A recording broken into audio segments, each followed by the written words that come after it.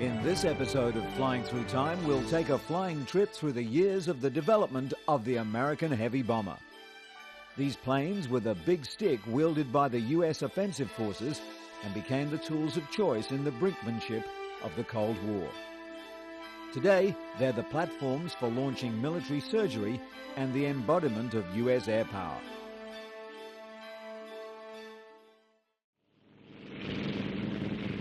The experiences of the First World War had allowed for the new technology of air power to become an important tool in the trade of conflict. The American general Billy Mitchell saw the aircraft as an important part of any defense strategy in any conflicts to come. Perhaps with astounding foresight, he determined that the outcome of these wars would hinge on obtaining air superiority. However, these concepts would eventually cost him his position, as they flew in the face of the current administration and all naval ideas of the time.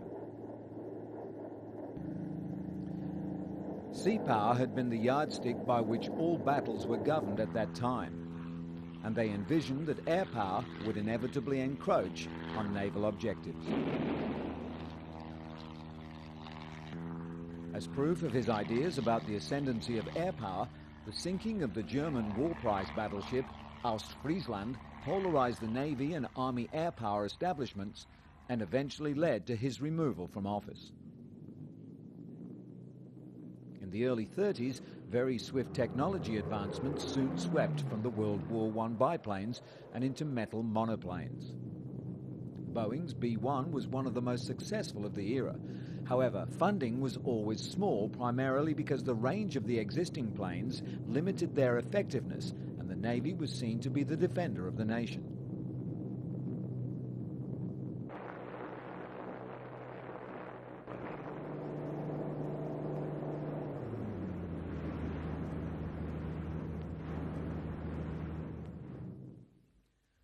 The B-9 and subsequent B-10 were huge advances, but the then administration was still leaning to naval concerns and attitudes for the defense of the nation. In 1933, however, the Army contracted for a plane to carry a ton of bombs over 5,000 miles, thereby belaying naval concerns by allowing enough range to attack countries, not only maritime targets.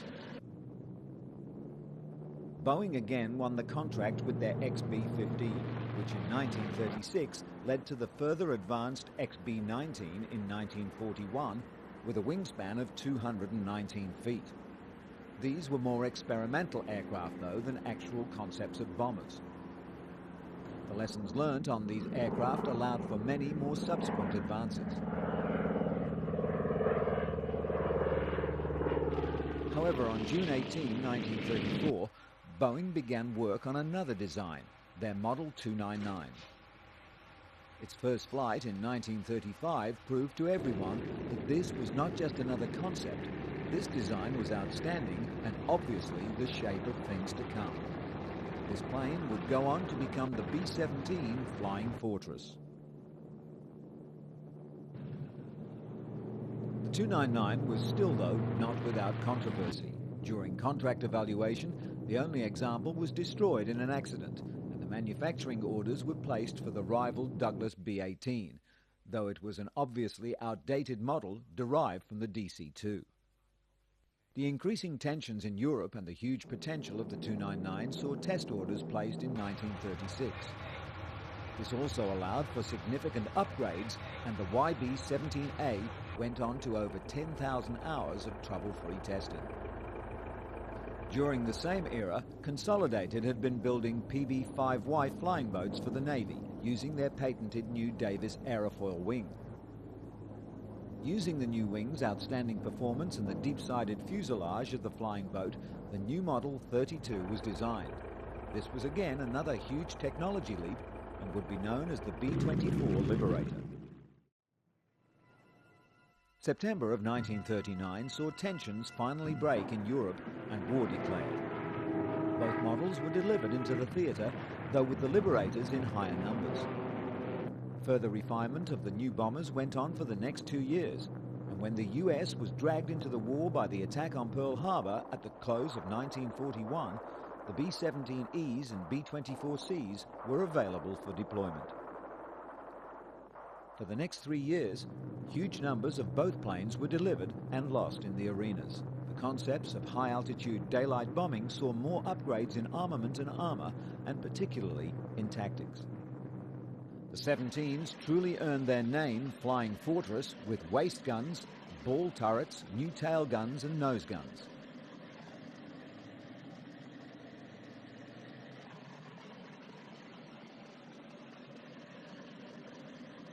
The theory was that massed box formations would be able to defend themselves against the impressive Axis fighters. However, the losses in crews and aircraft were staggering.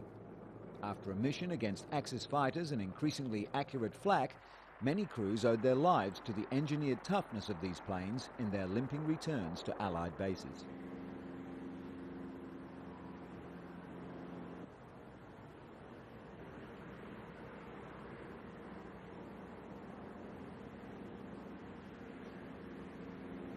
The daylight bombing offensive was nearly abandoned a number of times, and it wasn't until later escort fighters in the form of P-47s, P-38s and P-51s, all with drop tanks for added range, that the attrition rate was actually slowed and the tide began to turn. Also during this period, German U-boats were cutting swathes through the Axis supply convoys. It wasn't until the introduction of the B-24 and its increased range that the 300-mile U-boat alley in the middle of the Atlantic could actually be protected. At times before the Liberator, the losses in ships and cargo were almost unsustainable, and the balance of the European war had hung by a thread. The Pacific Theater's huge distances created another requirement for the US Air Force.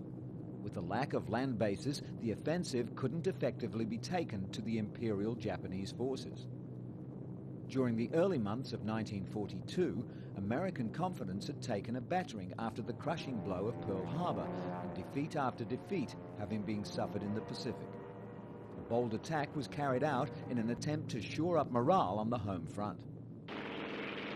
On April 18, 1942, 16 B-25 Mitchells, commanded by Lieutenant Colonel Doolittle, took off from the carrier Hornet. They headed for Japan, which was over 700 miles away. The Mitchells successfully bombed targets in Kobe, Yokohama and Nagoya, as well as Tokyo, and no aircraft were lost over the target, though all 16 B-25s that took part in the mission were lost. The attack highlighted the need for a new, longer-range heavy bomber. The lessons learned from Boeing's XB-19 Giant stood in good stead for the new contract, which would be fought out between Consolidated's B-32 Dominator and Boeing's Model 345 B-29.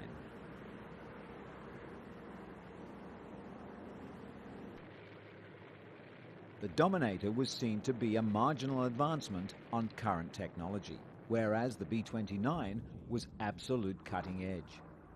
The Boeing plane was given the contract, but hedging their bets, the Air Force also funded testing of the B-32 in case the Superfortress, with all its new features, failed to live up to expectations. The testing of the B-29 began in mid-1942 and proceeded for the next 12 months.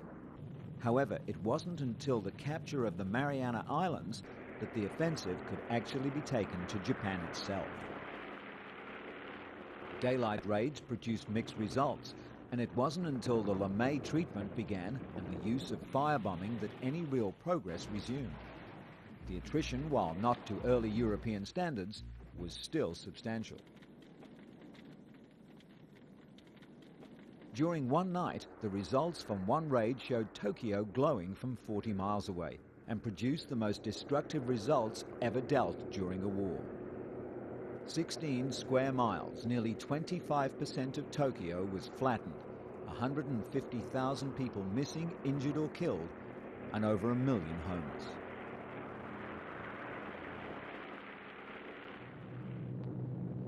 One B-29 will be remembered above all others. During July 1945, the US tested their first operational atomic weapon. 1 month later, a Superfortress would carry the 10,000-pound bomb to Hiroshima. 4.5 square miles of the city and almost 80,000 occupants disappeared. The Enola Gay B-29 is still today the most destructive weapon ever used. The closing part of World War II saw English and German developments in new jet engines. These would soon make the concept of massed formations of huge, slow bombers antiquated. Unless the US could match the new engine's performances, their newfound air dominance would soon be threatened. In 1944, the US Air Force issued a contract for a new jet bomber concept, and a number of concepts were tabled. The consolidated B-36 had been in development since 1941 and was rolled out only days after Japan surrendered, and the groundbreaking B-35 flying wing from Northrop with its tailless pusher-prop design was also entered. Another was the B-50 from Boeing, in reality a higher-powered version of their outstanding B-29 that had been enhanced by the new concept of in-flight refueling. Northrop also re-entered the contest with their YB-49, a jet version of their flying wing. Unfortunately, this concept seemed to be too far ahead of its time. The new plane contract was awarded to the B-36 Peacemaker after the addition of the pod-mounted jets concept of Boeing's B-47 Stratojet to increase the plane's performance. The US bombers were now entering the jet age. The shadow of the Cold War began in June of 1948 with the Soviet closing of Berlin, and the future of the Peacemaker seemed assured.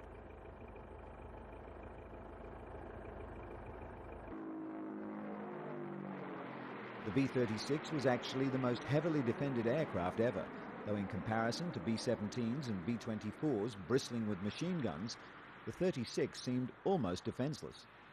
The armament was supplied by 6 raisable, remotely controlled turrets with twin 20mm cannons. These, when combined with the nose and tail cannons, provided automated fire control for over 1.5 miles in all approaches.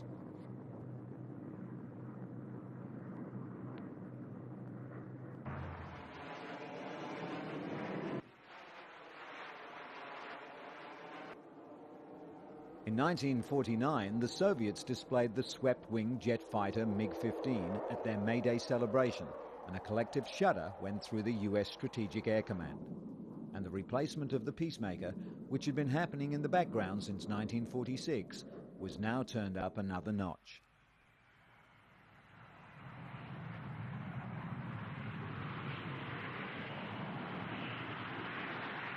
Consolidated, now Convair, introduced the YB-60 concept, in reality a B-36 with swept wings and all-jet propulsion.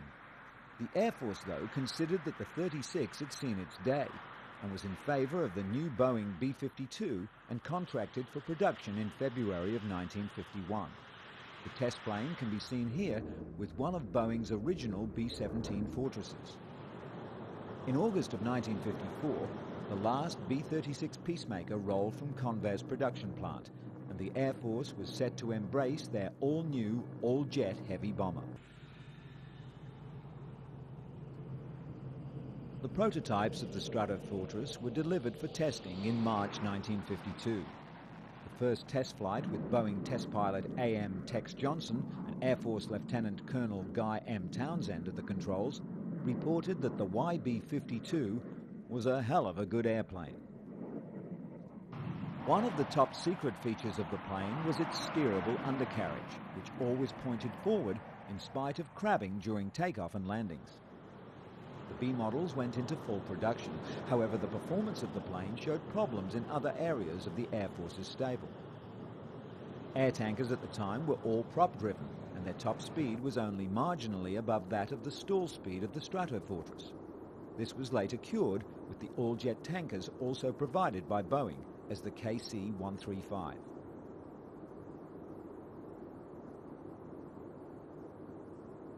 In the early 1960s, a new menace raised its head and threatened the concept of large, high-flying bombers. New advances in ground-to-air and air-to-air missilery and the concept of intercontinental ballistic weapons threatened to cut short the B-52's service. Minuteman and Polaris missiles removed the need for the Stratofortresses. However, the saber-rattling and brinkmanship of the Cold War, where opposing forces could be flown to within sight of each other or to the edge of foreign airspace before the command to launch a nuclear war was given, allowed for a small but necessary gap for sanity to prevail.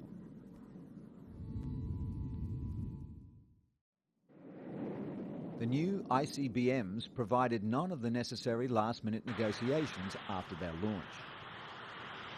Fortunately, B-52s provided with the new Hound Dog standoff missiles gave back this narrow but definitely necessary window of opportunity to the statesmen of both countries.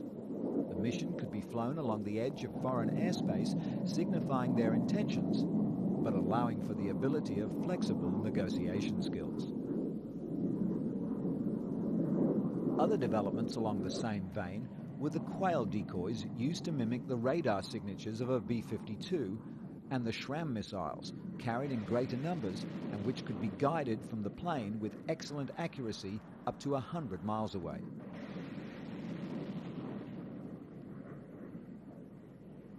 In 1965, SAC's B-52s were used dramatically in Vietnam, carrying 108 500-pound iron bombs. These raids throughout the conflict eventually were to force the negotiations for peace during the Linebacker 2 missions.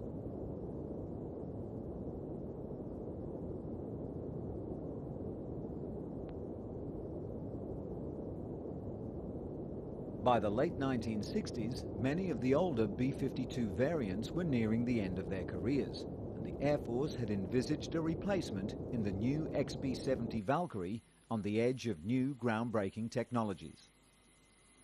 This bomber's design was to fly at or beyond 3 times the speed of sound at extreme altitudes, well beyond even the detection systems of the enemy.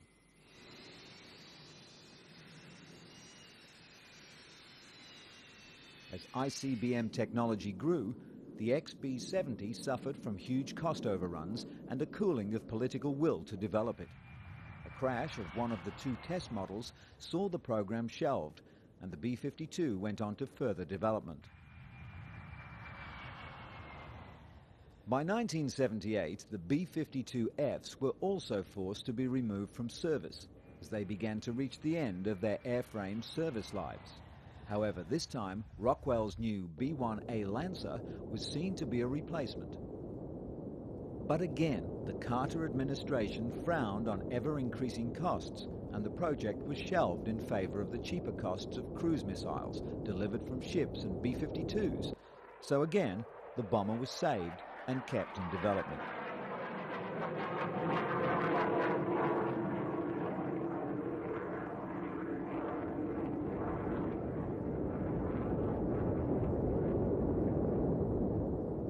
The development of air-launched cruise missiles, or ALCMs, kept the Stratofortress on the cutting edge of the American military might.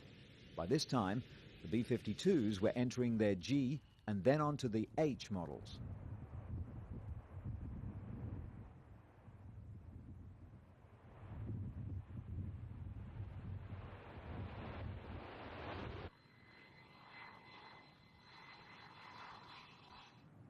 In 1983, the Reagan administration, in a drive on military buildup, restarted the B-1 program, and the B-1B was born, though this time in a different role.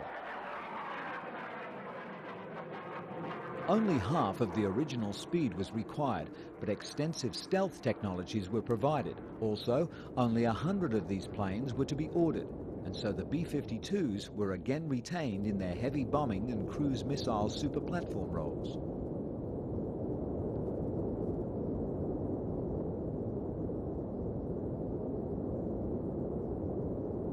In 1988, a vision of the past miraculously reappeared. The original XB-35 and YB-49 began as a heavy bomber concept. Uniquely, the Northrop Flying Wing concepts 30 years before had uncomfortably disappeared from radar screen on occasion.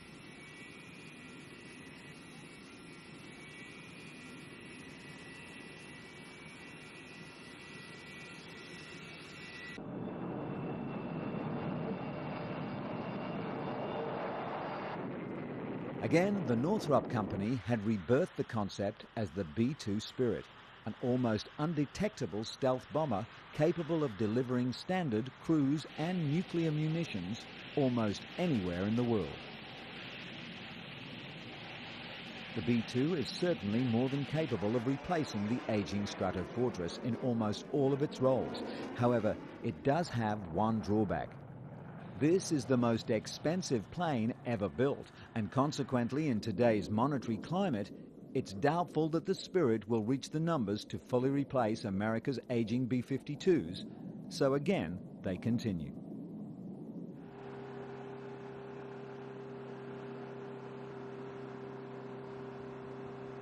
Interestingly, current conflicts are seeing the B-52 still flying in all of their awesome power, but the crews who man the aircraft are actually younger than the masterpiece that they're flying.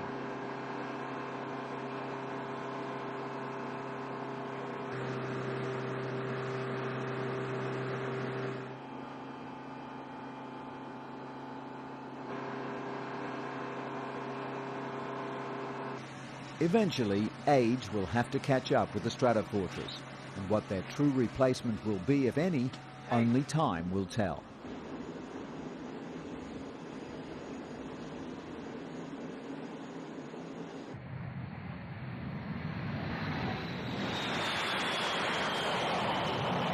This has been another adventure in flying through time. Join us again next time when we cast our eyes over the ever-broadening realm of flight.